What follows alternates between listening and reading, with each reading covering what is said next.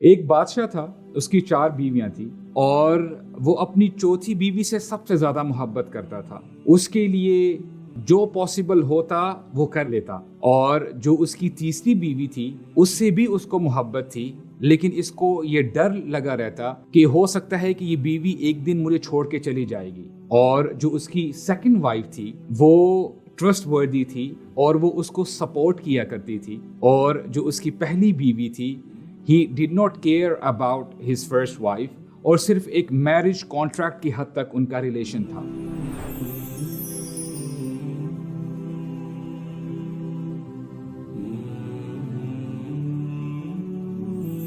وقت گزرتا رہتا ہے اور بادشاہ جب بڑھاپے کو پہنچتا ہے تو اپنی 4th وائف کو بلاتا ہے، کہتا ہے کہ میں اب بوڑھا ہو چکا ہوں اور میں نے تمہارے لیے سب کچھ کیا، تو تم میرے ساتھ اب قبر میں چلو، مجھے تمہاری ضرورت ہے. اور یہ بیوی وداؤٹ ویسٹنگ اینی ٹائم بھاگ کے چلی جاتی ہے کہ میں تمہارے ساتھ نہیں رہوں گی. اور پھر وہ اپنی تیسری وائف کے پاس جاتا ہے اور اس کو کہتا ہے کہ why don't you come with me in my grave، میں نے تمہارے لیے بھی بہت سیکریفائس کیا ہے.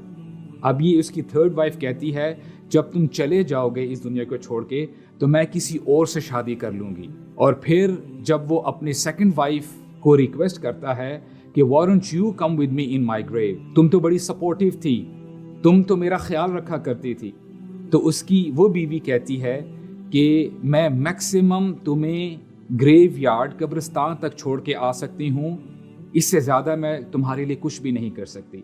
ابھی یہ بات کر ہی رہا ہوتا ہے، پیچھے سے آواز آتی ہے اس کی 1st وائف کی اور وہ بہت کمزور ہو چکی ہوتی ہے کیونکہ اس نے اس کا خیال ہی نہیں رکھا ہوتا. وہ کہتی ہے کہ I'll go with you in your grave، میں تمہارے ساتھ جاؤں گی. اور یہ بندہ جب اپنی پہلی بیوی کو دیکھتا ہے تو ریگریٹ فیل کرتا ہے، اس کو پچھتاوا ہوتا ہے کہ کاش میں نے تمہارے ساتھ زیادہ وقت گزارا ہوتا. اور پھر وہ مر جاتا ہے. Brothers and sisters, to be honest, we all have 4 wives.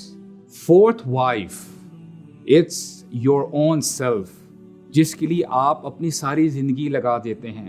You beautify yourself، آپ اپنے آپ کو صحت مند رکھنے کی کوشش کرتے ہیں. اور جب بندے کے موت کا وقت آتا ہے تو یہ آپ کی باڈی ہی پہلی چیز ہے جو آپ کو چھوڑ کے چلی جاتی ہے. آپ اپنی شہادت کی انگلی اٹھانا چاہتے ہیں، you want to say اشہد ان لا الہ الا اللہ و اشہد ان محمد رسول اللہ صلی اللہ علیہ وسلم، لیکن آپ کی باڈی آپ کا ساتھ نہیں دیتی. اور پھر your 3rd wife، that is your money and your wealth، جو آپ کا مال ہے، جو آپ کا بینک بیلنس ہے. آپ کی جیتے جی تو وہ آپ کے پاس ہوتا ہے، لیکن جیسے ہی آپ اس دنیا سے جاتے ہیں یہ کسی اور کے پاس چلا جاتا ہے، وہ کسی اور کے پاکٹ میں چلا جاتا ہے. And your 2nd wife is your family and your friends, یہ آپ کا بڑا خیال رکھتے ہیں، لیکن میکسیمم یہ کرتے کیا ہیں کہ آپ کو شولڈرز پہ اٹھا کے قبرستان تک چھوڑ کے آتے ہیں اور وہ واپس لوٹ آتے ہیں. And your 1st wife is your dads, جو آپ کے نیک اعمال ہیں، جو ہمیشہ آپ کے ساتھ رہتے ہیں.